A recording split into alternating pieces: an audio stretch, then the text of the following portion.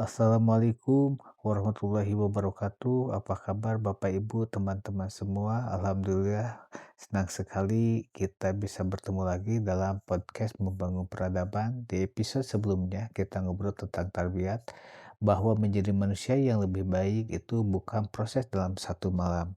Bukan selesai setelah satu ceramah, bukan selesai setelah membaca satu buku, tetapi perjalanan seumur hidup. Nah, dari situ muncul satu pertanyaan yang menarik. Jika Al-Quran sudah ada, hadis sudah ada, buku-buku agama juga banyak, lalu kenapa sih manusia masih membutuhkan sebuah komunitas atau jemaat?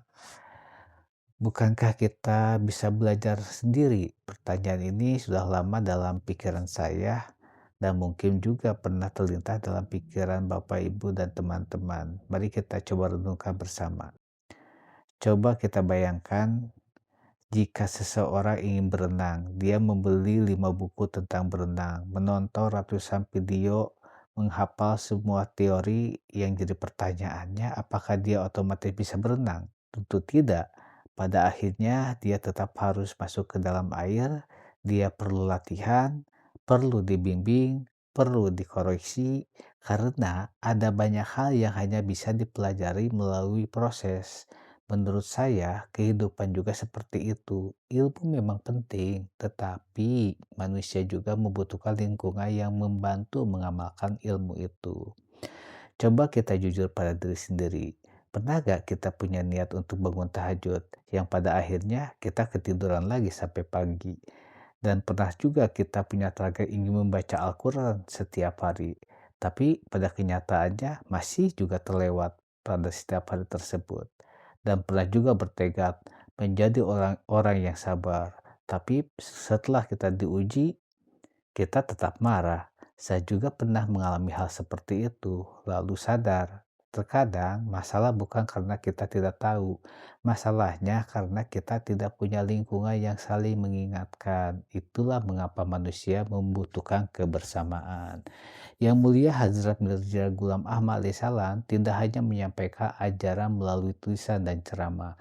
Beliau juga membentuk sebuah jemaat. Mengapa? Karena pembinaan manusia tidak hanya terjadi melalui ilmu, tetapi juga melalui persaudaraan, keteladanan, saling menasehati, dan pengamalan bersama. Dengan kata lain, jemaat dipahami sebagai sarana untuk membantu anggota bertumbuh dalam iman, akhlak, dan pengabdian kepada Allah Subhanahu wa Ta'ala, serta pelayanan kepada sesama. Ini adalah cara pandang yang menjadi ciri pembinaan dalam jemaat Ahmadiyah. Menurut saya, ada satu hal yang penting untuk dipahami.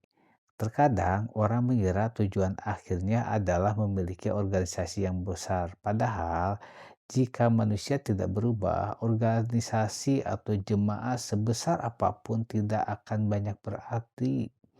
Organisasi hanyalah alat, tujuan akhir adalah lahirnya manusia-manusia yang lebih jujur, lebih penyayang, lebih disiplin, lebih dekat kepada Allah Subhanahu wa Ta'ala. Jika itu terjadi, maka organisasi atau jemaat akan menjadi tempat tumbuhnya kebaikan. Saya ingin mengajak Bapak Ibu merenung sebentar. Jika hari ini kita menjadi bagian dari sebuah jemaat atau komunitas, apakah kehadiran kita membuat komunitas atau jemaat ini lebih baik, atau justru kita hanya menonton saja? Karena menurut saya, komunitas yang baik bukan hanya diukur dari banyaknya anggota, tetapi dari seberapa besar anggota saling membantu menjadi manusia yang lebih baik. Bapak, Ibu, dan teman-teman semua, hari ini kita belajar bahwa ilmu memang sangat penting, tetapi ilmu akan lebih mudah ditumbuh ketika lingkungan yang saling menguatkan. Mungkin itulah mengapa dalam banyak perjalanan hidup kita tidak diminta berjalan sendiri. Insya Allah di episode berikutnya kita akan memulai membahas satu peristiwa yang sangat penting di dalam jemaat ini, yaitu mengapa Hazrat Mirza Ghulam Ahmad alaihissalam mengajak orang melakukan baiat. Apakah baiat tersebut, apakah hanya sebuah janji atau sebenarnya sebuah komitmen untuk memulai perubahan dalam diri? Insya Allah kita akan membahasnya bersama. Terima kasih sudah menemani saya hari ini.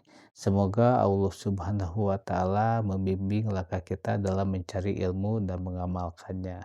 Wassalamualaikum warahmatullahi wabarakatuh.